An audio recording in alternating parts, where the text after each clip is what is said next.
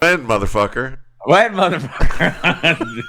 Good morning, everybody. For the week 18. Wait, what? Like, there aren't even weeks anymore. We're done. The football season's over. We're welcome to the playoffs, everybody. This is Feeler Fucking Podcast. I'm Bob Harris. He's Matt Waldman. He's really working intensely on the upcoming edition of the rookie scouting portfolio. Matt, tell everyone all about it. Yeah, and before I do, for those of you who are projections and Dynasty rankings customers, I have one more update for you guys in January. It will probably be within the next, let's say, 12 to 15 days at most. I've been focusing a lot on watching players, so I've kind of, I'm a little late with that, but, appreciate you. And I'll have that one more update in January for you that'll have rankings for, short-term and long-term. I'll probably look at some free agency possibilities as well for you guys. Then we'll start up with projections again in June. You'll get that final update in June, and that'll be a reminder to say, hey, if you want to up for 2026, go do that. But the pre-draft, post-draft, closing in on 100 players watched out of the 150.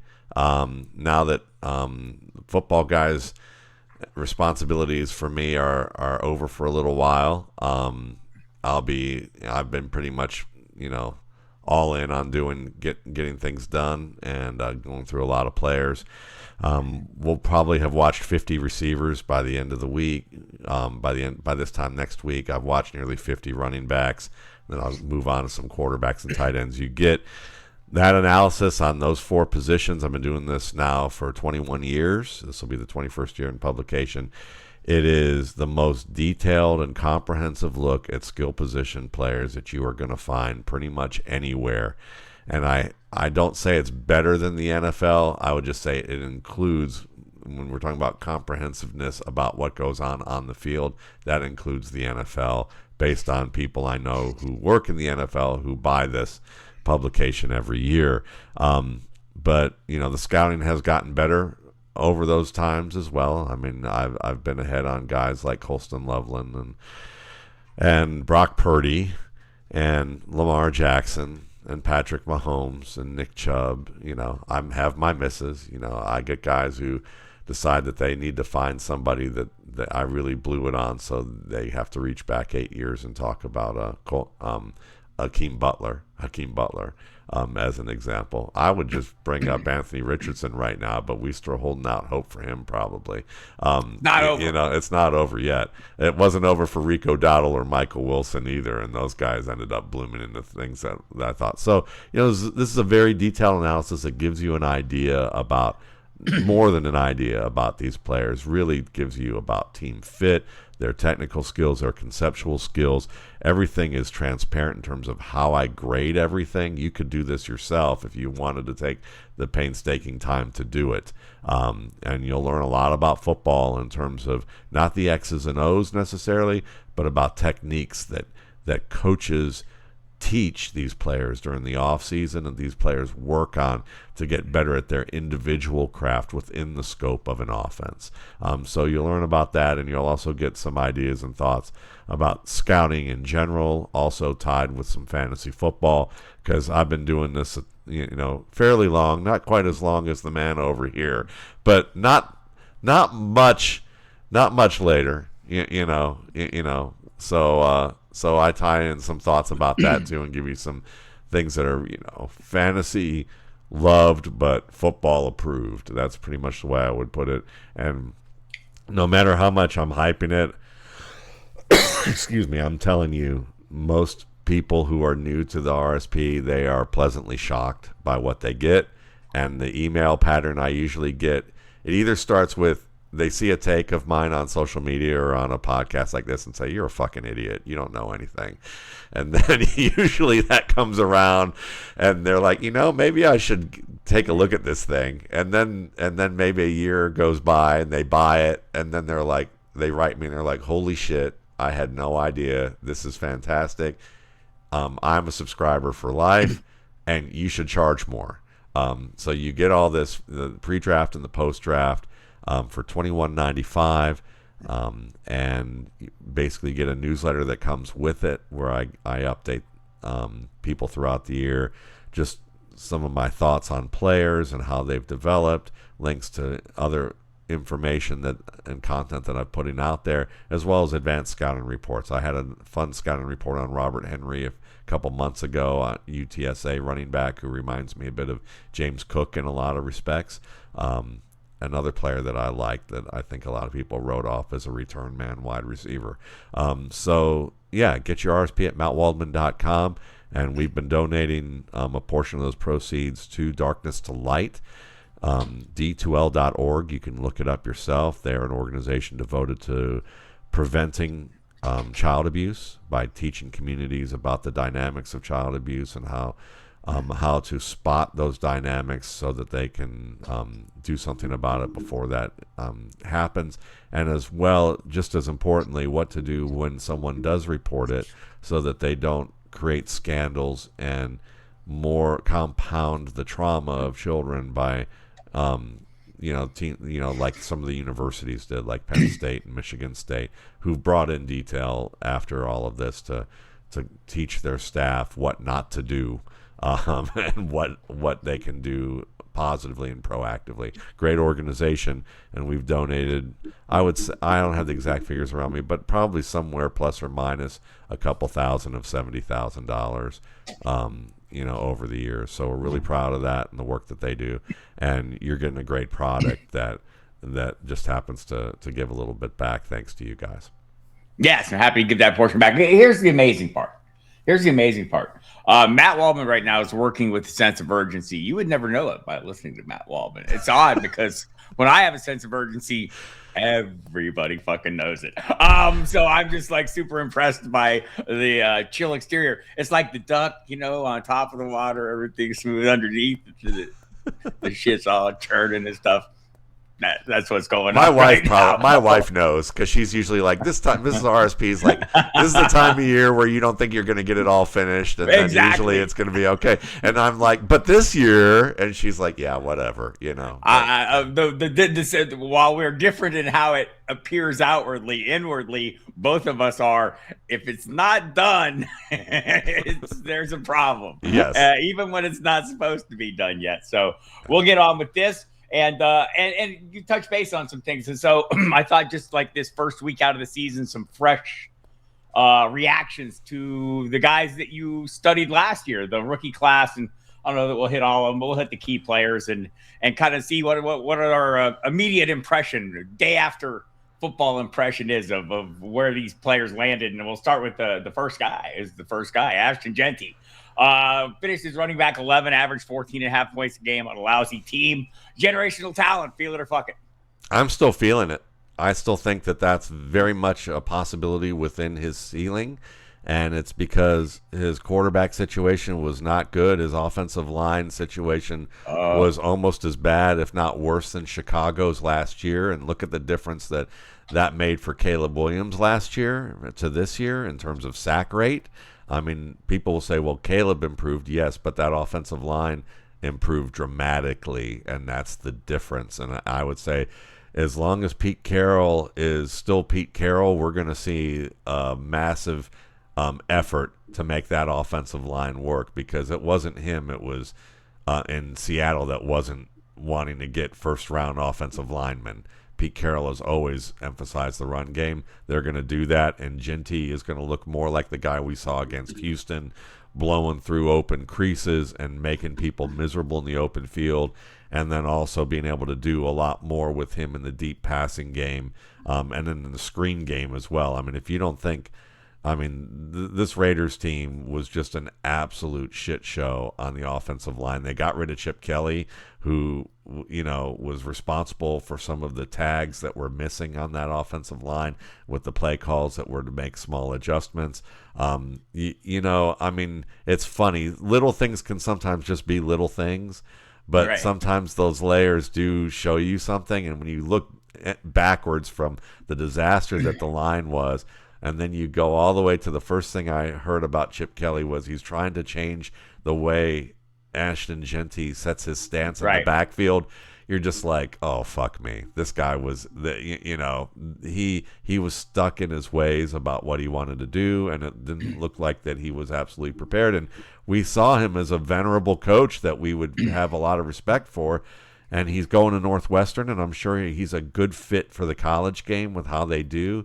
But I think monkeying around with another player's technique, when you don't really teach techniques anymore to the level that in the NFL game, the way that they used to. I mean, you could go listen to, there's a great podcast of like the wide receiver Mount Rushmore of wide receivers with Tom Brady and Peyton Manning that I saw the other day.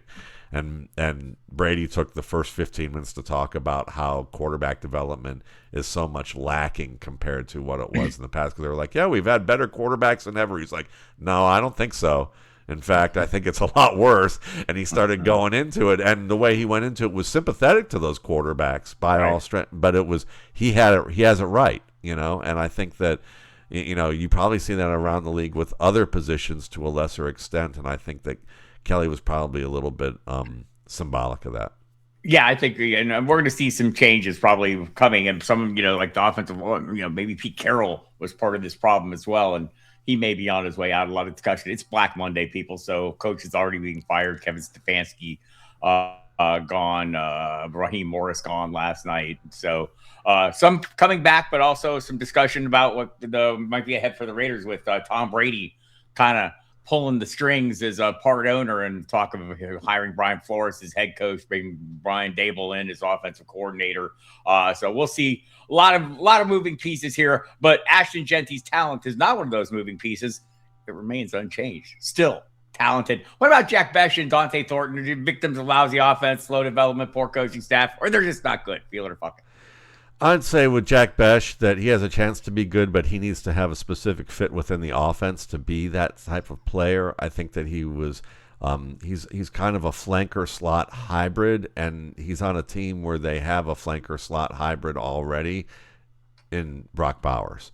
And then on top of that, they didn't expect, I don't think, I think he was a hedge for Trey Tucker. Trey Tucker's played pretty well. And then the offensive line was so bad that you really didn't get a fair shot to get a look at him even when he was on the field, because he wasn't going to be a high priority option in this offense that didn't have much time to throw. So I'm still going to say that the jury is out on Bech.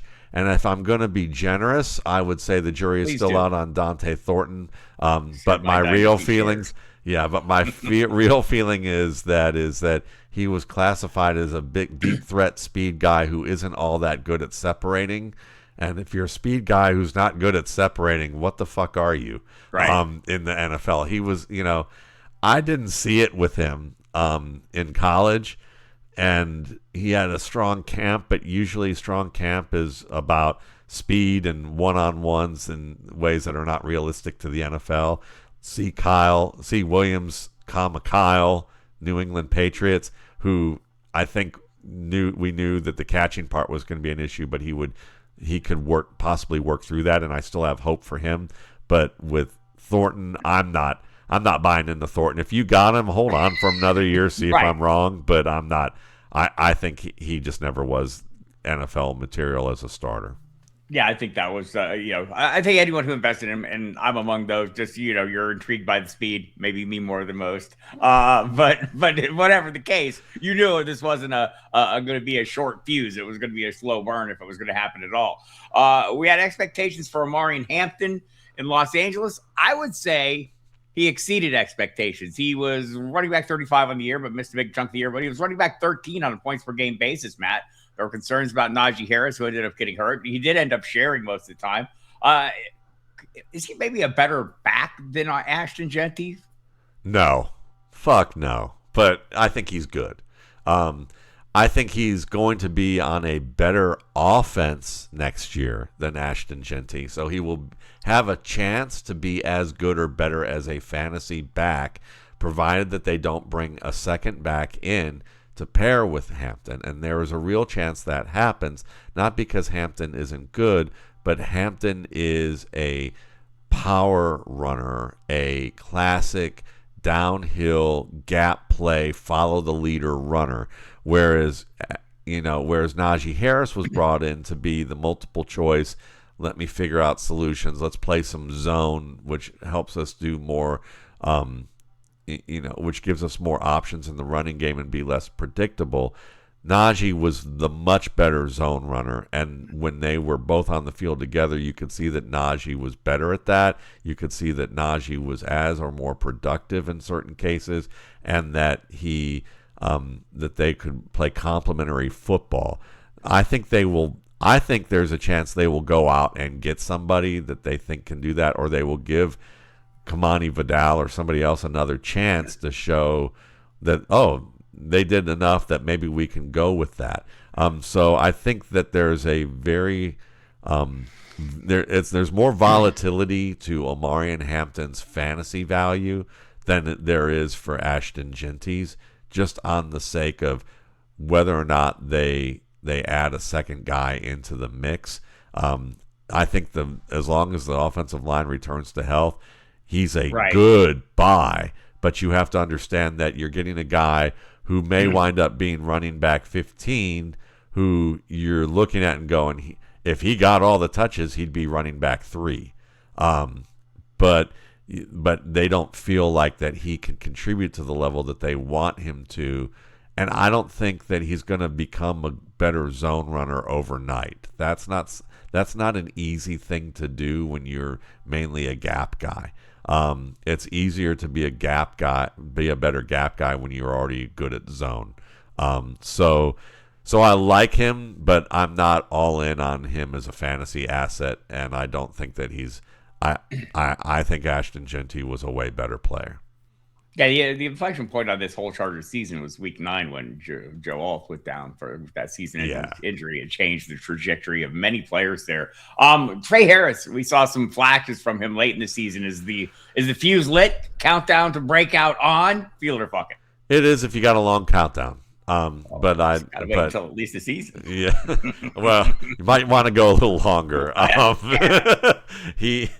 You're going to need that fuse needs to go around the corner and a couple blocks down. Like to see the Harris's farewell. Yeah, I hear you, and I know that magazine that's behind your right shoulder. I had him as an overrated guy last year. Heading into the year for the excitement that people had over him. I mean, obviously, good at the catch point. Certainly, someone who has good work after the catch, powerful player with some good movement skills, but needs to become a better route runner, especially against press coverage. Also being able to read zones on the same level as our guy, Justin Herbert. So I think that the chances are better this year that there's a potential breakout imminent, but I would still give it another year before, maybe he gets into the 400 to 600 yard club this year. And we see flashes of that, and then maybe in 2027 the expectations will be high. Okay, RJ Harvey in Denver, a true feature back. Feel it or fuck it? Fuck it. I'm not. I think there's flashes that people really liked with his game. Maybe he'll get better next season, but I think there's enough missing with his game in terms of decision making. And tackle breaking, where I feel like that he's better off as a complement, and I think Sean Payton is so ingrained in terms of how he uses backs that unless the back is fantastic, he's probably not going to roll with the guy as the lead option, or the cupboard is bare. And I think there are enough options out there that he will probably find some people either off a waiver wire or or through the draft or free agency to restock that cupboard with guys to give them a shot. Honestly, it wouldn't shock me at all if a Damian Martinez winds up in Denver and you end up with a 1-2 punch with guys like that, and then they sprinkle in a third guy that they like who runs routes well. Fair enough. So hear me out. Ashton Jeanty, Omarion Hampton, RJ Harvey, all will take fantasy back seats to a healthy Cam Skattebo. Feel it or fuck it? Ooh. I'm gonna say fuck it, but I think it's a good chance that they'll take that 2/3 of them will take a backseat to Cam Skattebo, which means that I guess if we're gonna round up, we'll feel it. To be clear, they all did while he was healthy and playing. But there are, we got to acknowledge all the changes, right? There's not going to be the same offense. There are going to be new things. We don't know how healthy he'll be. Although watching clips of him fighting pro wrestlers the day after his surgery, and I'm exaggerating, but it seemed like it is probably encouraging, I guess. Yeah, I love Cam, and I think Cam is definitely a hold. And if you can buy him a little cheaper, that's great. But yeah, what's going to happen next year? Coaching staff, offense, Jaxson Dart. Right. Jaxson Dart. As one of Ryan Reynolds of the 33rd team said that, which I kind of enjoyed because he and I had a similar view on this one. Was I tried to tell mothers not to buy their sons jerseys of Jaxson Dart. After the early season, So we're going to get into this a little bit. Let me just go ahead with the next question. Jaxson Dart is great as Bob Harris wants him to be. Feel it or fuck it? I don't think. I would say feel it because I think Bob Harris knows better. So I would say NFL wise, I certainly do. Fantasy wise, I don't know. Yeah, fantasy wise, but the problem is look at Justin Fields. How long does it last? Right, for you. That is if you're in a redraft, sure, take your chance for another year. Come on now. I am driving down to Texas today. You just pushed the wrong fucking button. You pushed the wrong fucking button today, my man. You're coming welcome. Down. You're getting a bruising. But no. But yeah, I mean, obviously Lamar's been hurt. He's not been able to take the corner because of the injuries to his legs. But he did throw 350+ yard passes last night to come back each time. But then so I would say Lamar Jackson put a big fuck that on that statement. But Jaxson Dart we still have to see because Justin Fields and him and other guys that can run but couldn't throw very well or hang in the pocket very well, they don't last long as starters. So Dart has potential, but we're going to have to see. And now that he's on his second coordinator, I mean, look how long it's taken for Trevor Lawrence to start to blossom because of all these different coordinators. Right. I think we've talked about this before, but I think there's a 3-legged chair here, a stool, a tripod that must be completed. A coach, quarterback, GM, all on the same page for teams to have these kind of turnarounds that are entirely possible in the NFL, right? Yeah. But without the key ingredients at each position, and so we'll see. And I'll add offensive line as the fourth, and we'll bake at a table. I mean, but I think that's probably the rarer components are the top of that pyramid, right? It's just hard to find the right combination of all three. According to Cleveland Browns, it's impossible. I don't know, but other teams have done it, so maybe it is still possible. We'll see. We'll see if that can come to fruition. Sorry, they're good at getting rid of the wrong people, but that's all I have to say. And bringing in the wrong people. Well, since we mentioned the Browns here, let's bring up another Brown. TreVeyon Henderson, Patriots rookie running back. Quinshon Judkins, Browns rookie running back. Feel one, fuck one. Putting you on the spot, Matt Waldman. Well, I mean, after watching Rhamondre Stevenson, run through average 14.8 yards per carry. Hold on 1 second. Right. Rhamondre Stevenson is a guy that I have in many, many, many, many dynasty leagues based on what was written about him in the rookie scouting portfolio the year he came back. Yeah, I'm biased. Of him being a better pass catcher than maybe people would have imagined, and it's turned out, according to yesterday, to be true. So anyway, I mean, I'm biased because I watched the film, and or you could say I'm objective, and I watched the film, and Jesus, people. It seems like people think numbers are objective, and then I start to tell them how stats are made, and they don't want to look at how the sausage is made, and they realize, oh my God, what am I digesting? But sometimes they both have their worth. But I would say Rhamondre Stevenson, better vision, better decision making, better balance, better power, way better pass protector, and a good receiver. He just doesn't have speed. and he fumbled the ball a lot this year, which was and last year he had some problems with it too, which wasn't normal for him. But he's gone through a spurt in his career where that's happened. There's a lot of greater backs in NFL history who've gone through spurts like this. So I'm not as alarmed about it as I would be if he had a problem in college and then entered the league with the problem and never got rid of it. Marshawn Lloyd is an example of a guy that I'd be a little bit worried about in that regard. But I think the problem is that Stevenson has 2 more years on his contract. He's probably a Mike Vrabel favorite because of the way that he runs, and Vrabel, being a former defender, understands the value of a back like Stevenson. This is going to be a very good complementary backfield, which limits the upside of TreVeyon Henderson. So while I think the Browns are an absolute shit show mess that scares the hell out of me, I still think that they will probably make strides to get a better offensive line. And I think that with that in mind, Quinshon Judkins is probably, he's the more, they both have volatility, but I'll take Judkins because he's going to get a shot to get the most touches. My fear is that the Browns find a way to hire like the Urban Meyer version of the next Urban Meyer, and we look at this and go, it doesn't matter how many touches Quinshon Judkins gets, he's miscast in this offense with no surrounding talent, and it's awful. I think there's a chance for that to happen, but I'd still plow forward with Quinshon Judkins based on volume and his ability, and my hope and prayer that the Browns actually figure something out here. Tons of information coming in as we record this about people staying and going. Joe Schoen going to stay with the Giants and had that coaching search there in New York. He survived that, yeah.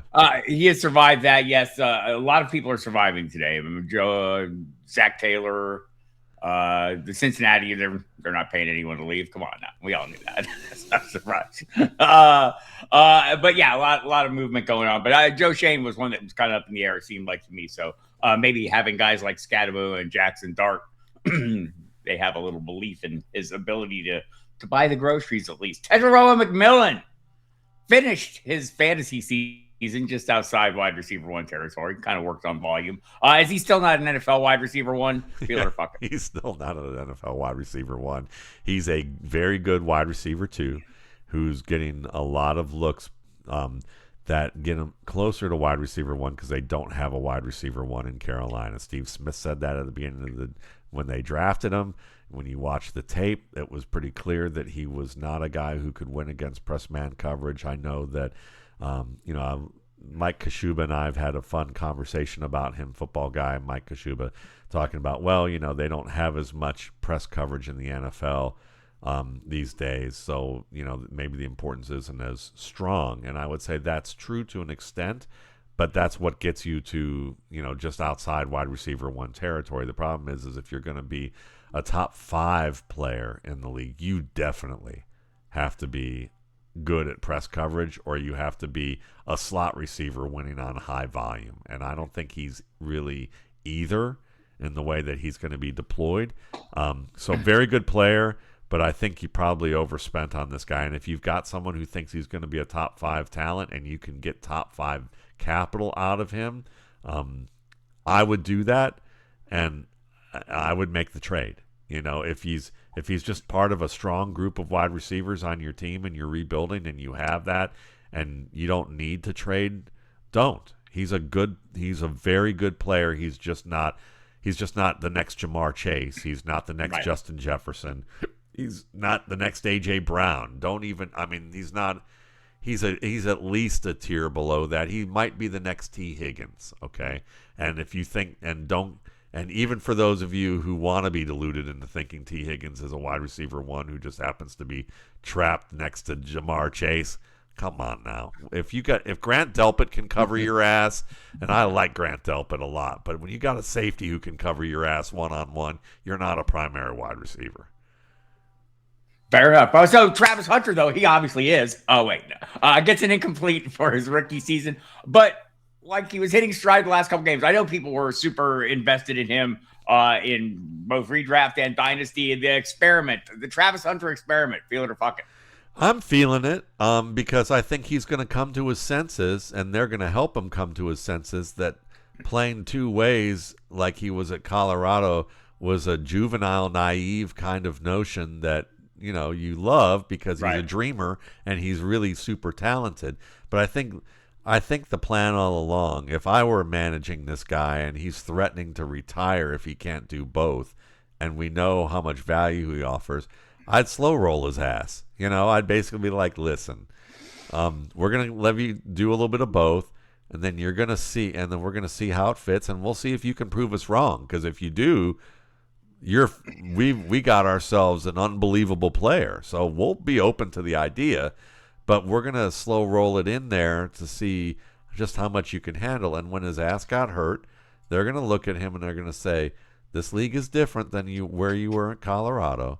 People get hurt a lot. And if you're missing and we put you as a game plan in two different spots and two different units, you fucked us by not being available. And that's how the NFL is. And if you want to take your ball and go home, we understand that. We'd rather you not. You could be great on offense, or we could say you could be great on defense. I think they're going to use him as a receiver. And I think that he still has a good opportunity there. But it's fascinating because you look at this receiving core, Brian Thomas would be the most expendable player. I still think that there's a chance they trade him. They obviously love Jakobi Meyers. And I think that Parker Washington, if Liam Cohen can get his head out of the same magazines you like to peruse, he might actually say, you know what? Sometimes a not blazing speed guy is pretty damn good, and he might fit with what we want to do here.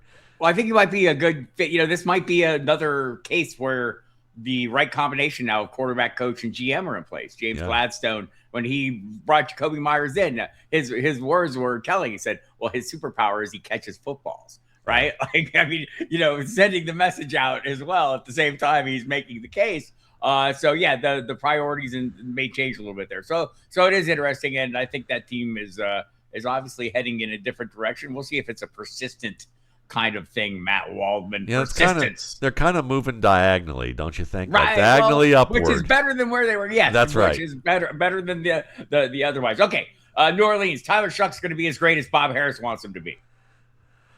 I'm going to be open-minded to that and say I'm kind of feeling that. Because I think Shough has played very well, and he hasn't with a diminished cast, right? Yes, or an increasingly diminishing cast every week. And he's not killing last week. Yeah, and he's not trying to kill Chris Olave, which to me gets brownie points right there because certainly does with Chris Olave's brother and Michael Thomas. Yes, exactly. I mean, look, I'm part of that family, whether they like it or not. I go to that barbecue because those guys are. Those guys were great receivers, and they were getting ruined by the car, So I look at it this way: Tyler Shough, promising. Let's see what next year brings as teams adjust. But he played pretty low mistake football for a rookie brought in midseason who. And he was aggressive downfield. He was good in the pocket. He looked like good Jay Cutler. Right. And I was worried that his floor was bad Jay Cutler. So I'm encouraged, and I would definitely be open to having him as a quarterback 2 or a quarterback 3 on my squad. Sure, I have him on a number of dynasty teams. I think I wrote in the day after the draft fantasy notebook that he was the rookie quarterback, not named Cam Ward, most likely to start 50% of his team's games, and damn near pulled that off. Maybe did. Cam Ward, promising late season run, enough to spark interest for 2026. Feel it or fuck it. Yeah, I'm feeling it for Dynasty. Again, second or third quarterback I want on my roster. I'm not thinking that he's going to make a great move in the next year. It's not because he's not a good player and that he's not promising. It's just because the Titans are also a shit show, and hopefully they will figure some things out and give him an offensive line and give him a coaching staff that actually continues to have him tie drops with routes, and if they continue to work towards that, I think Cam Ward can have a good career. And so I think if you want to invest in that, relatively inexpensively, or you're going to hold on to it because you made him a first-round pick in a dynasty league, where quarterbacks emphasize, then sure. All right, fair enough. Chimere Dike and Elic Ayomanor are a viable starting tandem for Cam Ward?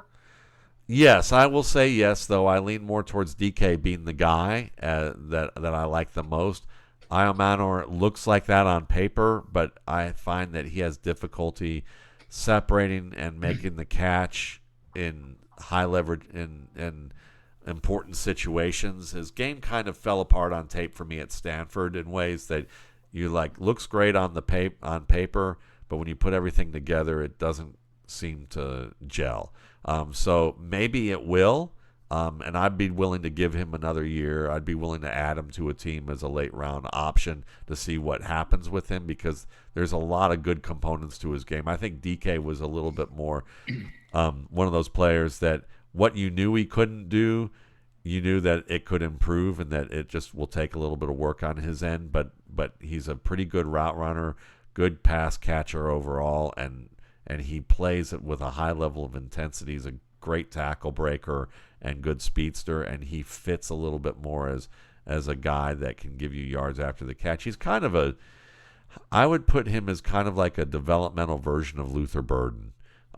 He's kind of in that mode, but I don't know if he'll ever get to where Burden, I think, is going to go. Whereas Ayomanor, he looks like he should be a finished product, but there's all these puzzling moments with his game, and that's what scares me. Yeah, the moments for both of them, I think, are fantastic. Maybe part of that is just being on a horrible team or a team that doesn't have all three pieces in place. May have one. Working on another piece. A lot of talk already today. Matt Nagy being interviewed by the Titans or being requested for interview. Cliff Kingsbury, Steve Spagnuolo. Get the defensive guys out of here. We want offensive guys in these jobs, people. That's just my 2 cents. I don't know. I'm not an NFL president or anything. Jayden Higgins and Jaylen Noel. Breakouts are imminent. Matt Waldman, feel or fuck it. Oh, fuck yeah, I'm feeling that. That's fantastic. I mean, Higgins probably is already well underway. Yeah, and we saw the flashes when they put Noel in when Kirk got hurt, and Noel was like C.J. Stroud's favorite receiver and played extraordinarily well. I'm high on both of those guys. I want both those guys on my teams. I have both of those guys on teams. At least one in the league I'm in with you that's rebuilding. And I drafted both those suckers, and I think they're going to be very complementary to each other.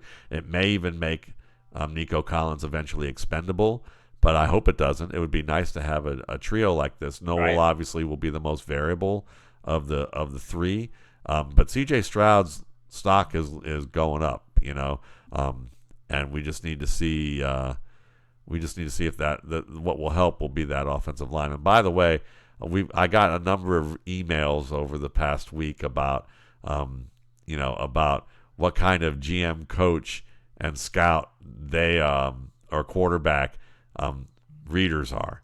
They liked what we were talking about when we were describing whether our GMs, our GM, quarterback, or coaches were working, our inner ones. And so I got emails about that. People like your stool. The Titans are requesting now an interview with Lou Anarumo, too, of the Colts, the defensive coordinator. So more defensive minds heading to Tennessee to discuss situations that I want them to have no hand in whatsoever. I don't know if Cliff is the right guy either. Well, we'll see. Anyway, a lot of moving pieces there. I don't think they have all the pieces yet. Maybe just the one in Cam Ward, and they may never get all the other pieces. Amika Ibuka, that was fantastic to start the season, and then kind of flopped. What's the real version? The early season version, the late season version? It's somewhere in between, leaning towards the early season version. He's a good football player. He always had some catch point issues at Ohio State. They weren't as pronounced as what we saw with Marvin Harrison, but occasionally he just had gaps and lapses with his hands. You have to remember, too, that Baker Mayfield played hurt for much of the season, and when he got hurt, he was not throwing the ball well to Egbuka either. So there was kind of a combination of things that wasn't working in his favor. Also, they got Godwin and Evans back. So I expect that Ibuka will make the next step. He's shown that he's a professional, and if at least that's what the reports have said. If the reports are true that he's going to be dedicated to his craft, I expect him to get better, and I would not be panicked about him at all. I hear people going, "Oh, I'm selling Luther Burden. I'm selling Egbuka for Burden," and I would kind of say to people, as much as I like Luther Burden, are you sure you really want to do that? Like, I would say they could wind up in a similar tier when it's all said and done, and I just don't know. You're kind of getting a little too fine-grained with that type of a deal. I would probably still lean towards Burden, but it's one of those things that I wouldn't feel comfortable trying to make that type of a deal from either end. Right. I got it. Matthew Golden and Isaiah Bond. They have something in common. I love them because they have a 2 before after the 4 on their 40 speed. But that's beside the point. Both maybe not in the best of situations at the moment. Feel one, fuck one. I'm going to start calling you 10th. Like, because you like 10ths of a second, and I get it. It can make a difference. I'm going with Matthew Golden. I would say from a talent perspective, I'd go Isaiah Bond. From a shit show organization to a shit show off the field reputation, Bond has all of that too, and that weighs him down. Whereas with Golden, I think that Golden will eventually get himself into a position to be very good. Bond is the type of guy that while Golden is getting him into that position, Bond will probably flash and look like a holy terror at moments, but you got to be worried if he's going to be a holy terror off the field. So if we start hearing reports that Bond has really turned a corner as a personality, as a human being, as a professional, and how he approaches the game and approaches practices and in the locker room, then I would be all in on Bond. But until then, and I'm not counting on it, I've learned my lesson with Jermaine Burton, that I'd go Matthew Golden. All right, fair enough. Harold Fannin Jr. He's not a tight end. Feel it or fuck it. But also, will a new coaching staff appreciate what they have in him? I'm going to say feel it because, God, this is like, being a lifelong Cleveland Browns fan, you don't really want to say anything that is like logical or makes any fucking sense. I'm looking at Jimmy Haslam talk right as you're saying. Yeah, Jimmy. Listen, I would much rather, instead of drive to you about the Lamar Jackson comment, drive up to Cleveland and relieve him of his ownership duties. I would like to relieve that entire front office of their duties, and start again. But I would say it would be incredibly Haslam-like if he was involved in the Johnny Manziel decision, if he was involved in the Deshaun Watson decision. It would be incredibly Haslam-like to hire a coach who doesn't see Harold Fannin as a valuable centerpiece in that passing game. So the logical part of me would say he is a tight end, just as in Brock Bowers is a tight end. He's just not as athletic as Bowers, but he's like the same way Sam Laporta is a tight end. He's going to be a tight end 1 in fantasy moving forward, as long as the Browns can temper their dysfunctional behavior. And that's the big if.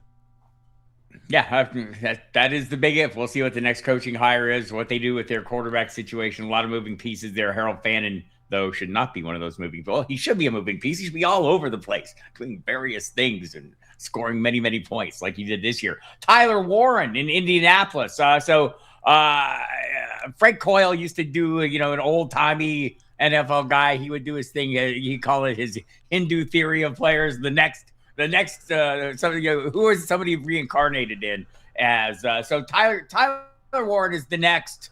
Tucker Kraft. That's what I thought pre-draft. That's what I think now, especially from what I've seen in the season.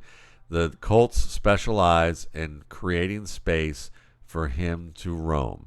They're not going to give him a lot of. They'll occasionally give him some contested catches, but they're not asking him to run man-to-man routes down the field and win in the intermediate passing game unless it's in an open zone off of play action. They've got the running back and the offensive line to create open spaces for Tyler Warren to roam. They just have to continue. They have to have a healthy quarterback so that they can execute that and get into good plays, get out of bad plays. And Warren is someone who I think can be a very good fantasy player, even give you borderline top 5 production in an offense that's humming on all levels. We saw that. But we saw it when it was. But when the offense isn't running on all levels and there's people out and hurt and not everything's in place, Tyler Warren's stock goes down. Whereas I'd say there are other guys who we're going to mention soon, I'm sure, yes, who when not everybody's healthy, they rise to the occasion because they're actually primary level threats. And I would say that Ty Warren is more like he's more like Michael Scarn in Threat Level Midnight. We'll put it that way. All right. So we do have Shane Steichen and Chris Ballard coming back. The new owner, Mr. Ursay Gordon, seems like, I know people like to slag on her a lot, or I don't know what it is, but I feel like she's come in there and she's kind of been super observant. I know people make fun of her taking notes on the sidelines and listening to the communications, but I think it's interesting to see how this team will progress. The talk is that Daniel Jones is the plan at quarterback. They'll have to monitor his recovery and re-sign him, but sticking with Steichen and Chris Ballard and holding the course is an interesting approach, especially with Ballard, having made some personnel decisions that, as much as Matt Waldman and I may have loved, not everyone did. So we'll see how that all plays out. Tom Brady, covering the Bears game yesterday, called Colston Loveland a mini Gronk. Matt Waldman calls him the next. I would say the safe thing would be the next good version of TJ Hawkinson. Oh, okay. I would say that if he have a longer shelf life. Yeah, if he hits all cylinders, he could be the next George Kittle. Oh. That's where I had the comparison I had was George Kittle was the aspiration. TJ Hawkinson was the realistic guy that he's already close to, who he could exceed, and he'd be somewhere between Hawkinson and Kittle. And if he failed, he'd be Tyler Eifert. And I'd say Tyler Eifert was still pretty fucking good before he got hurt. He was. Yeah. So no, Colston Loveland was the top tight end in this class. That's what I thought. That's what he is. It's shown on the field when he's, what people misunderstood is that when you're a head coach and you have a shitty offensive line, you have a quarterback who's repeating his first year because his first year was spent under a pile of defensive bodies and a coaching staff that didn't know how to really coach a quarterback or give him an infrastructure or run an offense. You're starting over again with that player. Your goal, year one, is to get that quarterback in a system where the decisions that he's supposed to make are going to be there for him to exploit, and he doesn't have to overcompensate by thinking what his players are going to do as opposed to what they're supposed to do. Read DJ Moore, read Keenan Allen, read offensive linemen, and coaching staff. So to get your quarterback acclimated, it wasn't about completion percentage. It was about, are the routes going to be where they're supposed to be? Is the time going to be there as it's supposed to be? Will he be able to get enough experience playing in a rhythm with his drops tied to his routes? And in order for that to happen, you're going to draft players like Colston Loveland and Luther Burden. But you're also going to have, if you noticed, they still had Cole Kmet. Yep. They realized that they wanted to protect him, so they're going to use more 2 tight ends, because that's what they did in Detroit anyway, and they're going to use more 2 tight ends. They're also going to block. They're also going to run more. And then even for Luther Burden, they brought in, before they drafted Luther Burden, Olamide Zacchaeus and Devin Duvernay. These are guys who archetypically are on the same archetype as Luther Burden. Good runners after the catch. You could use them out of the backfield because they were both running backs at one time in their careers in college. They also have great open field skills, and they've been on multiple teams and understand how to play and be a professional in NFL offenses, even if they're not as talented as Burden. But what that meant is we can now supply Caleb Williams with guys who are going to be where they're supposed to be. They might not execute to the level that we would want Burden eventually to be or Colston Loveland to eventually be, but they are going to be there so that the thought process for Caleb Williams is right. He's not having to overthink, because when you're working with a team, imagine if you're in school or imagine you're working on a team of people, you've had people who are slackers, who fuck up and who don't do their job. And when they don't, and you're the person in charge, you're going to have to anticipate what they're going to do or not going to do. And that's extra bandwidth. And then when you're in an offense that, when you're a quarterback, your bandwidth has to be pretty focused. And so when players make mistakes and they draw away from that bandwidth, the better you are or the more experienced you are, the better you can handle that. The less experienced you are, and the worse it can be. So when you look at a guy like Loveland, you had to look at this, or with Burden, and look at this and understand that they're going to get there because of the talent they had and how good they were. But Ben Johnson was playing chess. Ben Johnson was literally, look, we're going to give these, I'm going to give myself the luxury to let these guys really develop and be assignment sound. And when they can get to that point, now we're going to plug him in with Caleb. But Caleb's my biggest priority is that Caleb isn't going to overthink shit. He's going to learn what he needs to do, because once I get Caleb rolling, everything else is going to roll, and you see what happened.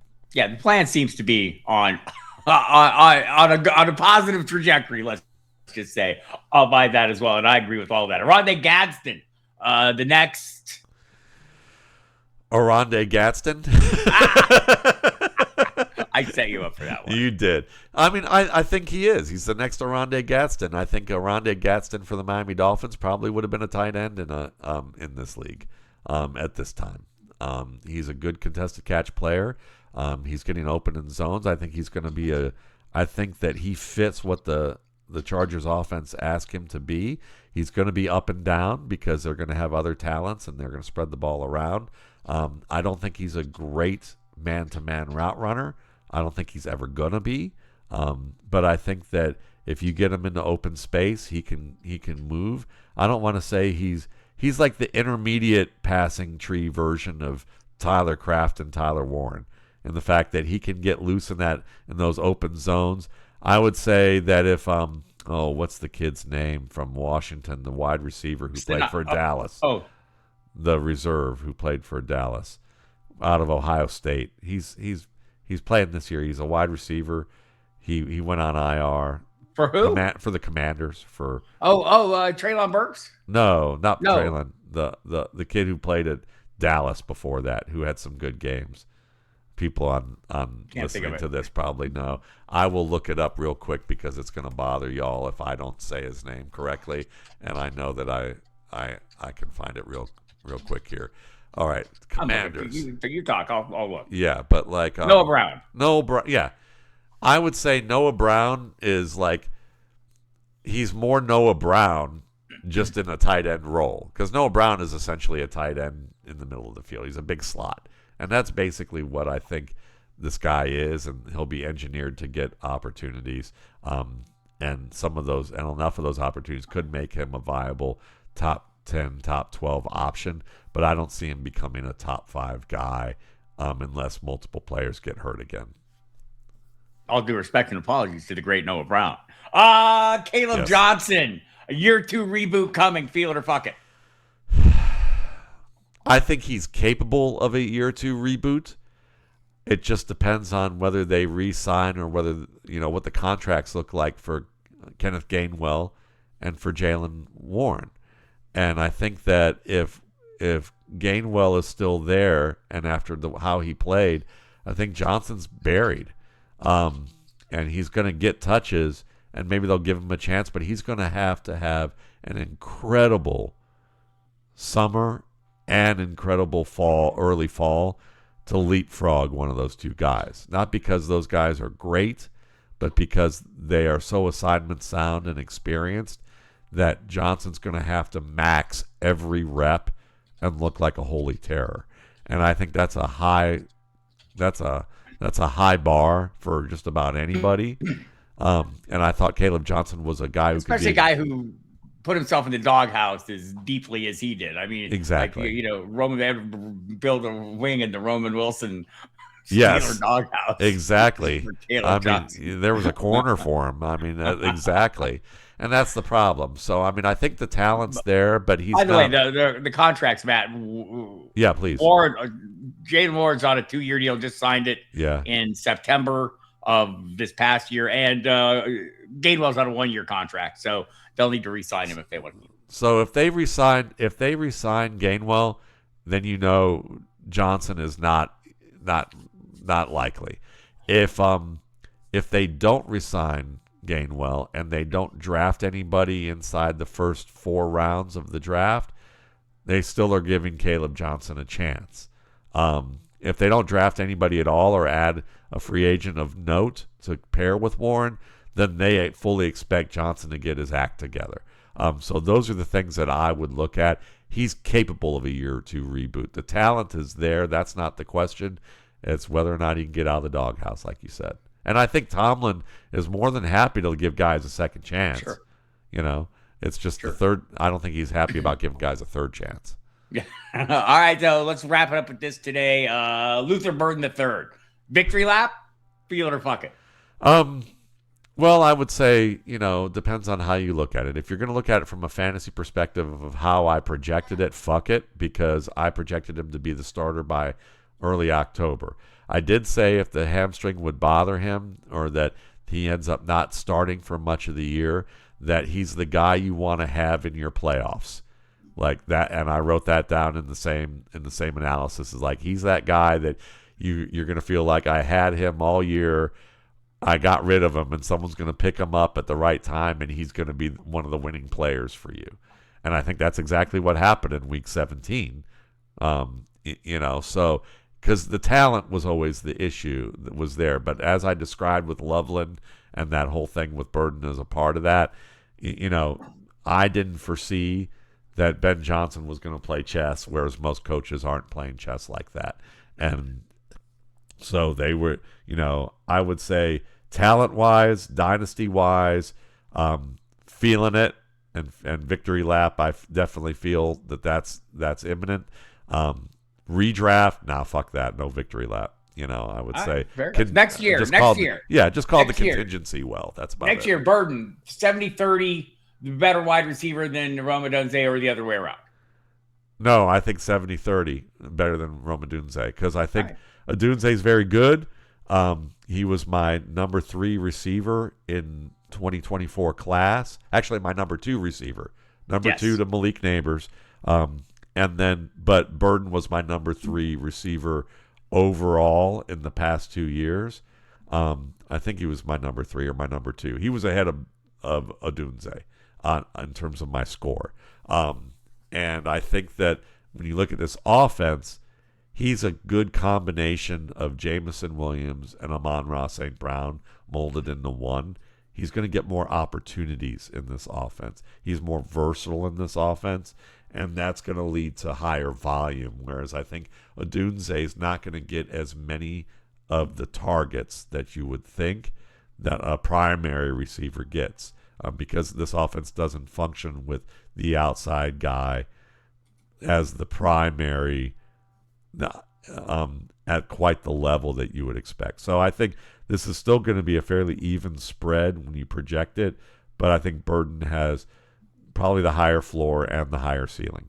All right, fair enough. That's it for this week's episode of Feel It or Fuck It. I'll be out next week. They'll try to replace me, I'm sure, because I pay too much attention to speed. Everyone knows that. It's the only thing I'm interested in. Well, that's it. Tripods. The speed and tripods, and but that's okay. We love you, and everyone knows better.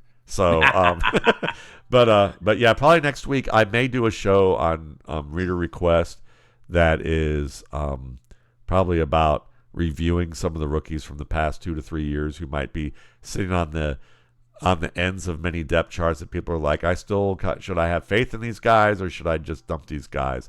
So we'll look at some of those.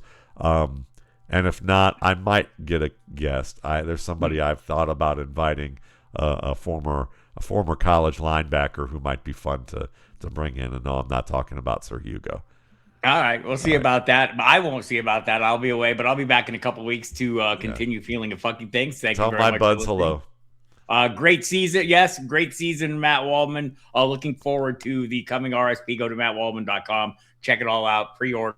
Get everything set so you don't miss a single moment of RSP greatness. I'm Bob Harris. Over and out. Go away, Matt. No, projections and rankings, again, next 10 to 14 days, somewhere in that range. Probably around that time. Nah, definitely around that time. All right. And and for that Lamar Jackson comment, yeah, I'm getting in my car right now. Love you. Bye. Bye.